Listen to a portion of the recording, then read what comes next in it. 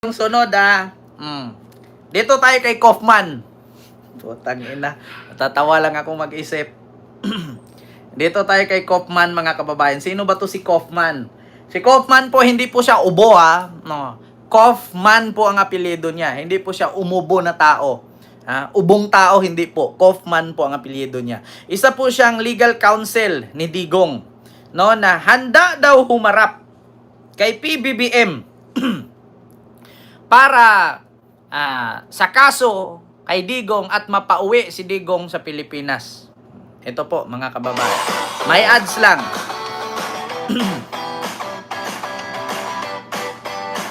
Tiwala ang lead counsel ni dating Pangulong Duterte sa ICC na si Attorney Nicholas Kaufman na malakas ang laban nila para mapauwi ito sa Pilipinas. May mensahe rin ang abogado kay Pangulong Marcos Jr. Si MJ Mondihar may mensahe daw si abogado ni Digong para kausapin si PBBM. Abogado kasi Kaufman abogado. Balita. Maraming salamat po, Mamiri Andal Storm. Mega love shoutout po sa yung super sticker. Thank you so much. Buo ang tiwala ng legal team ni dating Pangulong Rodrigo Duterte na malakas ang laban para mapauwi siya sa Pilipinas. Sa ngayon ay nasa kustudiya ng International Criminal Court o ICC ang dating presidente. Kaugnay ng kampanya nito kontra ilegal na droga. Ayon kay Attorney Nicholas Kaufman, kung mabibigyan ng pagkakataon, ay handa siyang ipaliwanag ng personal kay Pangulong Bongbong Marcos ang kalagayan ng kanyang kliyente. Ngayon, Kaufman, ito sa totoo lang, Kaufman, kung nanood ka man sa akin ngayon, hindi mo man maintindihan yung sinasabi ko, bahala ka. Alam, ako pa mag-adjust. I-vlog ko to Alam nga ako pa mag-adjust. Kung nanood ka man sa akin ngayon, let me tell you something. English yon. Kung nahirapan man ako sa English, ikaw na mag-adjust. Tang inang yan. Binayaran ka ni Digong. Kinuha ka nila kasi magaling ka. Bakit gusto mong kausapin si PBBM kasi ipaalam mo ang kalagayan ni Digong? So, ano gusto mo mangyari? Paawa ka doon? Luluhod ka kay Marcos? Di sana hindi ka na kinuhang lawyer. Kaya namang gawin ni Sara yan Kayang gawin ng mga supporter ni Digong yan dito sa Pilipinas. Tapos ikaw pupunta ka doon at ipaalam ang kalagayan ni Digong? For what? Papaawa ka? Kukonsensyahin mo si Marcos? Pagkatapos nasabihan ni Digong na putang inang presidente na adik noon, bangag ngayon? Pupuntahan mo at sabihin mong kalagayan ni Digong? Aba, Diyos mio. Binayaran ka ni Digong. Ginastusan ka galing sa mga kickback yan. Do you think I can accumulate even 5 billion? Ubos talaga yung 5 billion na yan. Maniwala kayo sa akin, mga kababayan. Pupunta daw si Kaufman, handang humarap. Handang kausapin si PBBM dahil sa kalagayan ng kliyente niyang si Digong. So anong saysay ng pagbayad ni Digong sa'yo kung magmamakaawa ka naman pala kay Marcos Jr.? Putang ina, Kaufman.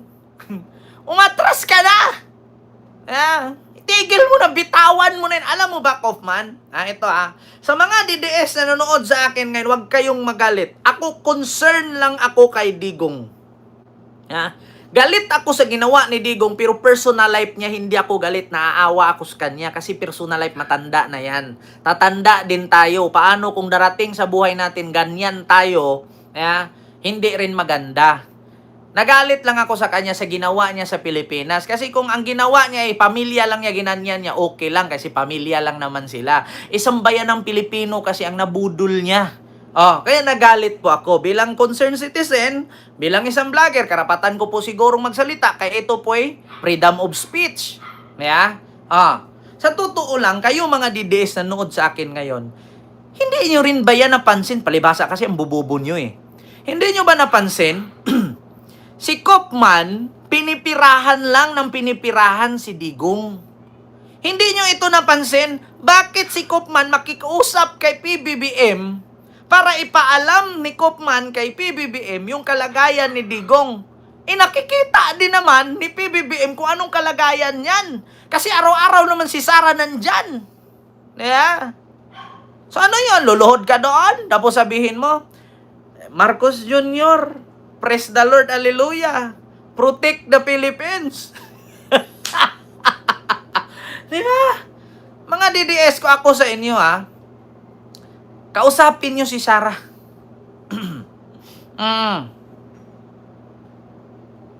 Sabi ni Northern Kumot, Ken, pakisagot nga tong tanong ko. Kasi naguguluhan ako, sino bang bakla? Si Baste o si Harry Roque? Pareho sila. Si Harry Roque bottom, si Baste top. Sa madaling salita, ang bottom nagpapaganon. Yung top gumaganon. Pareho sila. Bottom at top, ka-federasyon.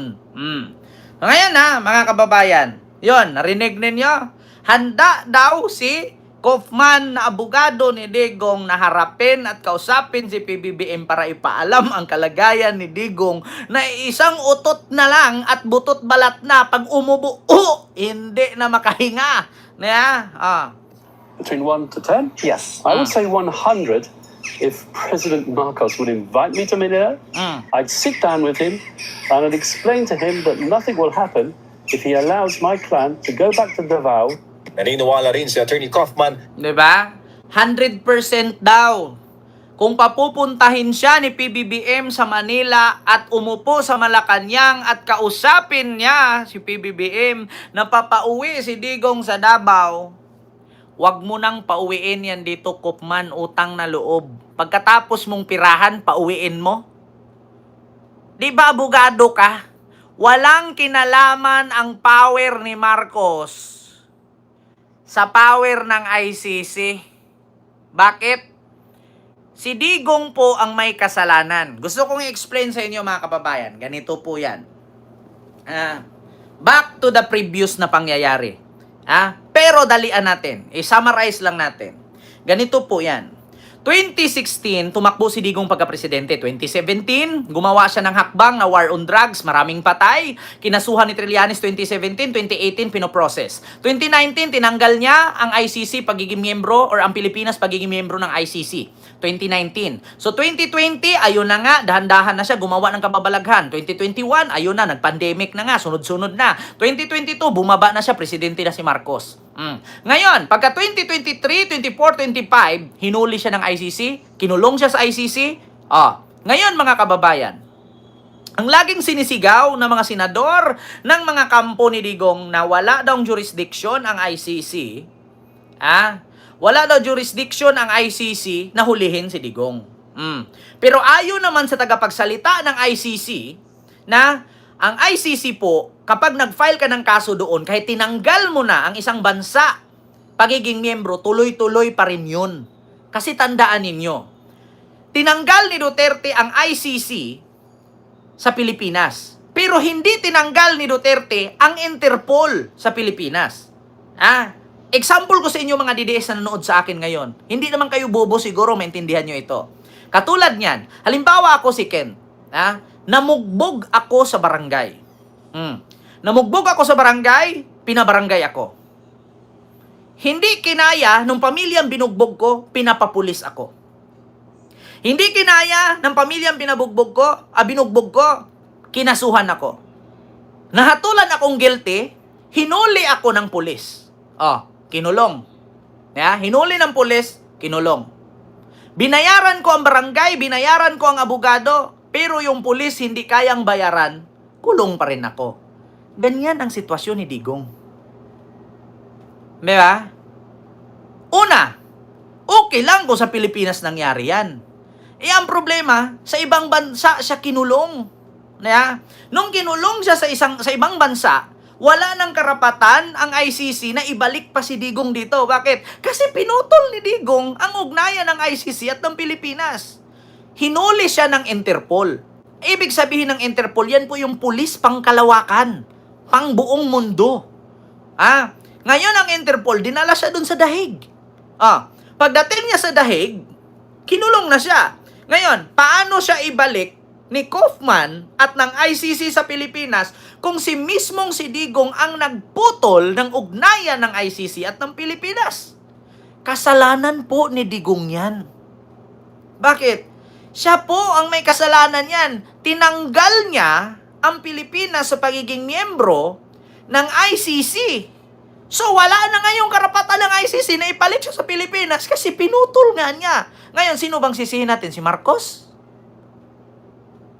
Kung hindi ba naman bobo yung sinabi niyong magaling na presidenteng si Digong, piskal di umano, abogado, mayor, president, because guilt is personal. Wala kang alam. Gumaganon. Pagsisipain ko yan, I am Rodrigo Roa Duterte. Talino pala siya. Tinanggal niya ang ICC, pagiging connected sa Philippines, pero hindi niya tinanggal ang Interpol. Kung hindi ba naman siya tanga? Example ulitin ko. Kapag nagkakagulo kayo sa barangay, hindi kaya ng barangay, anong sunod tawagin, di ba, pulis? Ma'am Vin Abua, may galab shoutout po. Or sir, ayan, thank you so much po sa pagpapamember. Di ba pag nasubrahan kayo sa pagkakagulo sa barangay, kung hindi kaya ng barangay, di ba tatawag ka ng pulis? O hindi kaya ng Pilipinas, sumawag ng Interpol. Bakit? Kung dito sa Pilipinas yan si Duterte ikinulong, 2 araw, 3 araw, 1 buwan nakalaya na yan. Si Sara nga, ang dami na niyang binulsang pera, winaldas na pera. Tingnan niya impeachment niya, nabura. Gawin niyo example yan. Korte, ombudsman, kung ano pa, control nila sa leeg. Mga kaprat yan Appointee niya lahat yan. Sorry na lang. Bakit? Kasi yung ICC, hindi kayang hawakan sa liig ni Duterte. Minura pa ni Digong. Pagsisipain pa daw niya, makipagpatayan pa siya, nilait pa niya yung negro. Nilait pa niya yung abogadang negra. Di siyempre, pag initan ka, dinagdagan pa ng mga bubong supporter niya, sinira yung LinkedIn account, Facebook account, social media account ni Manutok, ni Motok, hindi mas lalong nanggagalaite yung ICC pre-trial chamber or judge. Yun. Sorry na lang. Dinagdagan nyo Tanga kasi kayo, mga DDS. So yun lang. Hindi ko na masyadong habaan. Pagod mag-explain. Lalo pag DDS ang nanood. Hindi lang maintindihan yan. So ito, yung sunod. Mga kababayan. Ito na. Baste versus Torre. Ano naman ito, Baste? Miyo marimar. Baste versus Torre, mga kababayan, sinabi ngayon ni Baste, pagkatapos na idiniklarang panalo si General Torre, nagpalusot pa nga si Banatbay Sabi ni Banatbay, alam ni Torre yan, na may biyahe si Baste papunta Singapore. Bakit niya idiniklara na Sunday 27 ang away? Ialam naman niya na may flight, hindi naman dahilan yan na ialam na may flight. Ang dahilan dun, Banatbay, alam ko matagal ka na sa larangang ito, mas matagal ka pa sa akin, pero minsan bobo ka. Hindi lang minsan always. Bakit? Alam nga ni General Torre na bumiyahe si Baste ng Singapore. Pero bakit nga naghamon si Baste kay General Torre? Yun lang tanong. Alam nila na may biyahe si Baste. Di sana hindi siya naghamon para hindi siya magmukhang duwag. Hindi lang mukha, duwag talaga. Sunod. To, mga kababayan. Bukod doon, mga kababayan, na nanalo si General Torre at decision na default, panalo, boxing match versus no-show, Duterte, Baste. Ito, mga kababayan, ang sabi ni Baste, hindi daw niya hinamon